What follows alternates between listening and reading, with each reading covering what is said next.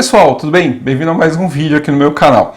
Hoje eu vou contar para vocês uma história um pouco diferente do que habitualmente vocês estão acostumados de ouvir aqui no canal. Eu vou contar para vocês a história de um livro, do meu mais novo livro, o Princesinhas e Príncipezinhos do Brasil. Apesar de ser recomendado para crianças a partir de 7 anos de idade com um adulto lendo e 10 anos de idade com a própria criança lendo, eu garanto a vocês que a sua criança interior também vai gostar desse livro. O embriãozinho desse livro foi uma viagem que eu fiz a Petrópolis com uma amiga minha e os filhos dela e outras pessoas.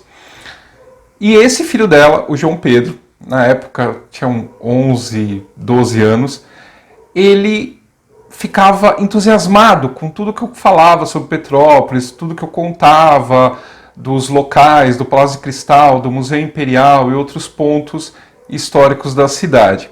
E eu comecei a perceber então que, criança também gosta de história. E eu comecei então a desenvolver a ideia de um livro chamado Um João e Dois Pedros, os imperadores do Brasil, ou os reis do Brasil. Eu não sabia muito bem para onde que eu ia. Eu ia falar sobre o Dom João VI, Dom Pedro I e Dom Pedro II. Mas isso acabou não indo para frente. Até que, em 2019, eu lancei o meu livro Dom Pedro II, A História Não Contada, em São Paulo, no Rio de Janeiro e em outros lugares. E eu comecei a perceber um monte de crianças junto com os pais. Muitas dessas crianças, elas estavam levando os pais para o lançamento. Por quê? Por causa do canal aqui do YouTube. Que as crianças tomaram consciência que eu existia, consciência dos livros, consciência das histórias que eu conto aqui, e começaram a se interessar. Ou então também os pais assistiam os vídeos e as crianças, por tabela, começaram a se interessar. E aí começou a chover várias perguntas, assim, as crianças eram crianças de 12, 13, 14 anos, às vezes até menos, 10 anos, querendo saber se elas podiam ser princesas, como que era a princesa Isabel quando era pequena e outras coisas. E eu sabia que eu tinha material sobre isso pelos meus livros, pelas minhas pesquisas. E aí então foi tomando forma essa ideia de levar a nossa história, a história do Brasil, para as crianças, como? De forma lúdica. E aí foi o primeiro desafio, porque eu até então escrevia para adulto. E aí eu tentei escrever da forma que eu escrevia, né, com a narrativa que eu tenho, para crianças, e não deu muito certo. Porque não é a linguagem que a criança está habituada, mesmo tentando transformar o texto numa coisa mais simples. Aí eu comecei a pensar assim, o que aproxima essas crianças de hoje em dia com esses príncipes e princesas que o Brasil já teve? O fato de todas elas serem crianças. E dentro do universo da criança, atualmente, assim como há centenas de anos, existe a questão dos contos de fadas. Existem as princesas e os príncipes de contos de fadas. Então, por que não falar desses príncipes e princesas que já faz parte desse universo lúdico da criança, mas com a pegada da história do Brasil, apresentando esses personagens da história do Brasil para as nossas crianças atuais. Para isso, eu desenvolvi um recorte. Então, eu estabeleci que eu contaria pequenas histórias a respeito desses personagens da nossa história, até a idade que eles chegassem a 14, 15 anos. Então, vai do nascimento de algum deles, ou de alguma cena que ocorreu na vida de algum deles, entre o período do nascimento a 14, 15 anos de idade. Como eu disse, toda a questão narrativa, ela no início foi muito complicado para mim, porque eu não conseguia me desvincular dessa questão de escrever para adulto. E aí eu pensei assim, bom, vamos fazer o seguinte, eu vou ficcionalizar então as histórias. Então eu entrei para o mundo ficcional, criando diálogos, criando cenas e tudo mais, mas sem deixar de lado a parte da nossa história, da parte da história desses personagens que eu conhecia. Então, os contos são ficcionais, mas com um pé na realidade. Vou dar um exemplo.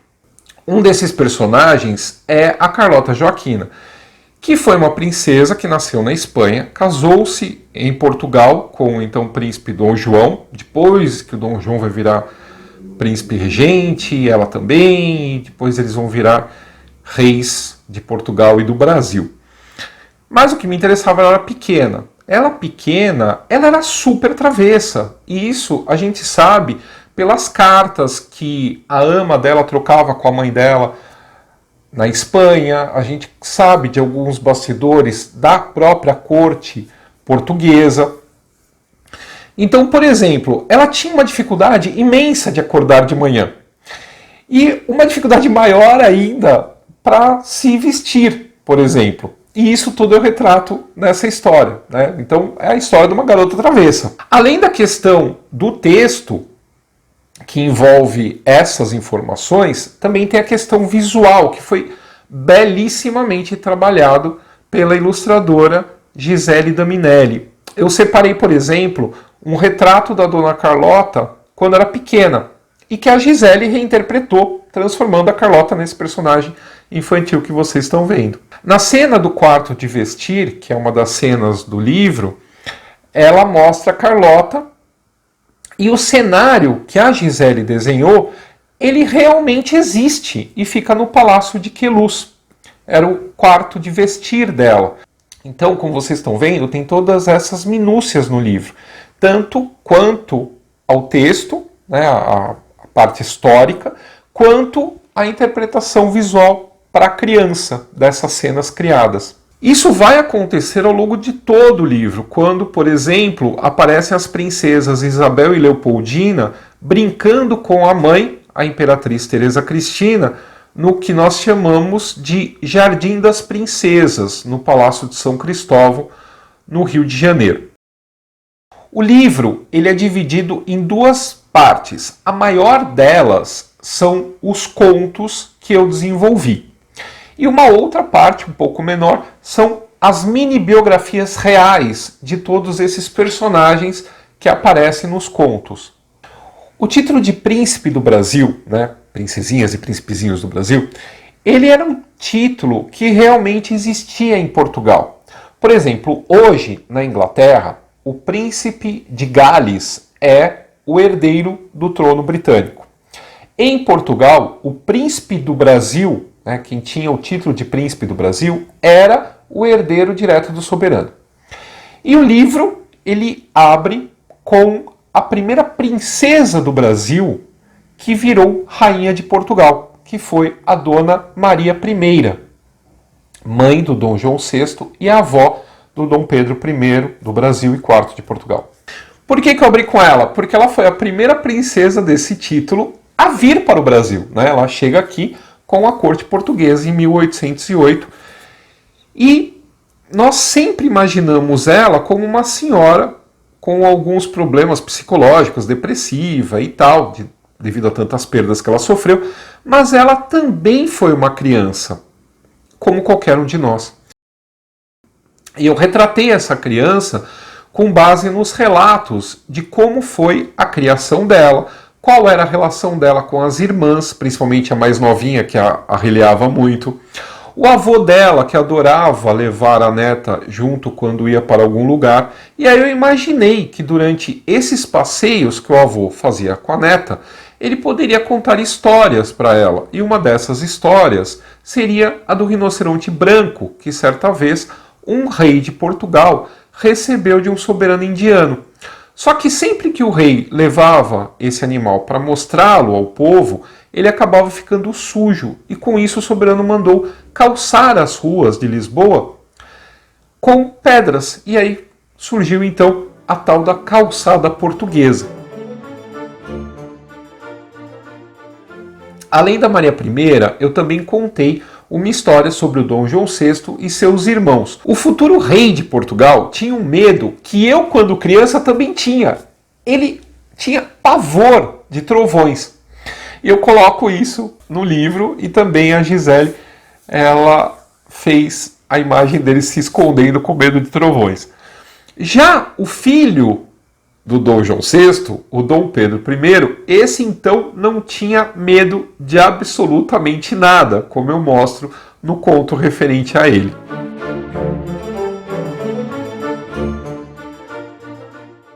Ao todo, são 13 histórias, onde eu falo sobre a Dona Leopoldina, que gostava muito de estudar, a filha dela, a Maria da Glória, futura Rainha Maria II de Portugal, que era parecidíssima com o pai, o Dom Pedro.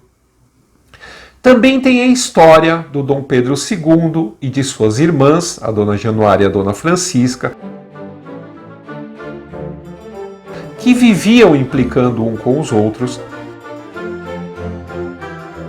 Da irmãzinha mais nova deles, a princesinha Dona Maria Amélia, que vivia na Europa e amava a natureza, as borboletas, os beija-flores e principalmente as estrelas.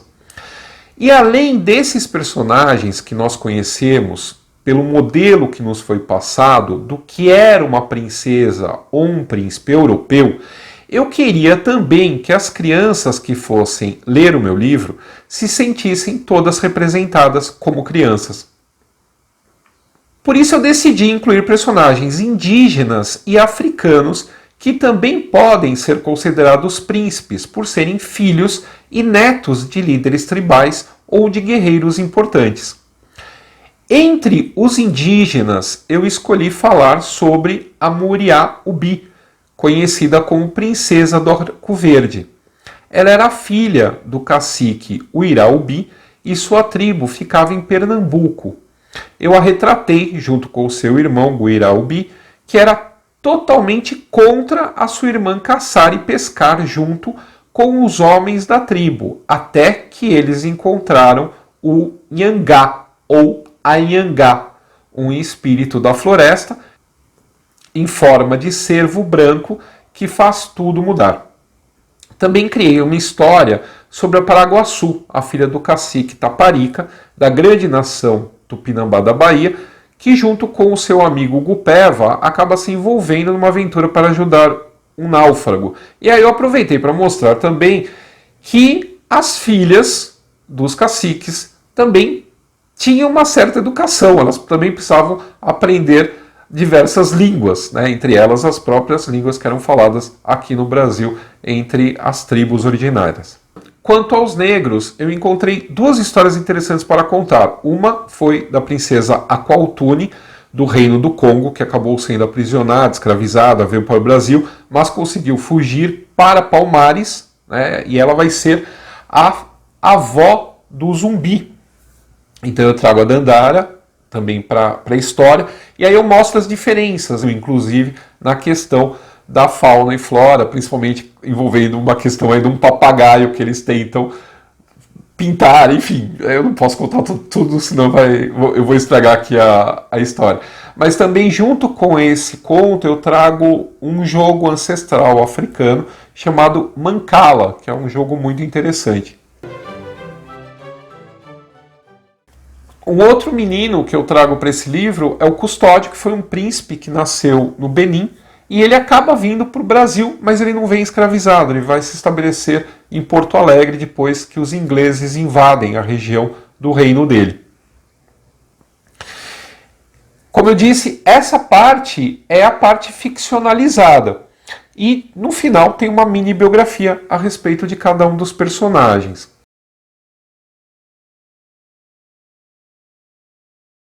Eu e todas as outras pessoas que participamos da criação desse livro, a gente se divertiu muito com a obra em si. E ele está muito bonito. Ele é grande, é um livro grande, ele tem mais de 190 páginas. E ainda na última revisão que eu fiz, algumas semanas atrás, eu ainda dava risada a respeito de algumas das cenas que eu criei. Ele está muito divertido, não é um livro pesado, não é um livro chato. Como eu disse, né, apesar dele ser um livro voltado para crianças, a partir dos 7 anos com um adulto lendo e 10 anos para cima com a criança lendo, eu acredito que os mais velhos também vão gostar, até porque muitas das histórias que estão lá aparecem, às vezes, em alguns livros mais sérios meus, obviamente, como o Dom Pedro II, o Dom Pedro I, a Leopoldina. Só que lá eu pude extravasar um pouco mais essa questão ficcional e às vezes até carregar mais algumas informações que não era possível nos outros livros mais sérios. Nesse livro, do Princesinhas e Príncipes do Brasil, eu estou tratando mais da criança, né? Então eu pude trabalhar mais elementos que não davam para trabalhar nos outros livros. Eu espero, sinceramente, que você, adulto, goste do livro, que você leia o livro e que as crianças também. E aproveitando essa questão, né, da leitura em casa, de você levar o conhecimento para a criança e você também se envolver com a criança, né? É legal você gostar de algum assunto, como por exemplo história, ou a vida desses personagens, e levar isso de maneira lúdica para algum sobrinho, neto, filho, amigo, ou mesmo, como eu já brinquei antes, para sua criança interior. O livro, como vocês já puderam perceber, ele é amplamente ilustrado, ele contém cada conto uma ilustração de abertura que é o personagem, internamente ele tem uma ilustração da cena, e ele fecha com algum motivo que foi mencionado ao longo do livro. Ele tem mais de 190 páginas e o preço dele, sem desconto, é R$ 45. Ele já está disponível em todas as grandes livrarias, tanto na internet, tanto por compra pela internet como fisicamente. Mas eu consegui uma promoção muito especial para vocês junto à Casa dos Mundos. Vocês comprando lá na Casa dos Mundos, o link está aqui embaixo, na descrição do vídeo, vocês vão pagar o valor do livro e não vão pagar frete para o Brasil todo. Tá? Então, quem quiser comprar lá na Casa dos Mundos não vai pagar correio para nenhum lugar do Brasil. Tá legal? O frete vai ser grátis até dia 15 de outubro. Então, essa promoção vale até o dia 15 de outubro de 2021. Tá legal? Além do livro, nós também desenvolvemos um outro produto que é uma caneca com a maior parte dos príncipes e princesas retratados no livro. Tá? Então tem a Dona Carlota, a Maria da Glória, o Dom Pedro II, o Zumbi, o Custódio, a Paraguaçu, Dom João VI. Essa caneca está à venda, por enquanto, com exclusividade lá na Casa dos Mundos por R$ 44,90. O livro ele foi feito de coração, pensando em levar um texto lúdico, mas que contivesse um pouco da nossa história para as crianças, para mostrar para elas que não é só nos contos de fadas que os príncipes e princesas vivem e que o Brasil também os teve, né? Quer tenham vindo da Europa, tenham nascido aqui ou vindos da África. E eu espero sinceramente que isso traga um pouco da nossa história para as crianças de uma maneira leve, né, e divertida. E é uma forma de mostrar que todo mundo, de alguma maneira, já foi igual, né? Todos já foram crianças algum dia, inclusive eu. Parece, olha a quantidade de cabelo que eu tinha e olha o que aconteceu agora. Então, eu acho que essa questão de trabalhar com a infância pode ser uma forma da gente levar um pouco da nossa história e ter uma ideia melhor de pertencimento como nação. Bom, é isso. Eu espero sinceramente que vocês gostem do livro. Não esqueçam de curtir e comentar aqui embaixo o que vocês acharam desse vídeo. De quem não está inscrito, por favor, se inscreva aqui no canal. Dá uma olhadinha se quem já é inscrito, se continua inscrito, se o sininho está ativado ou não. Tá legal? Um abraço, até o próximo vídeo.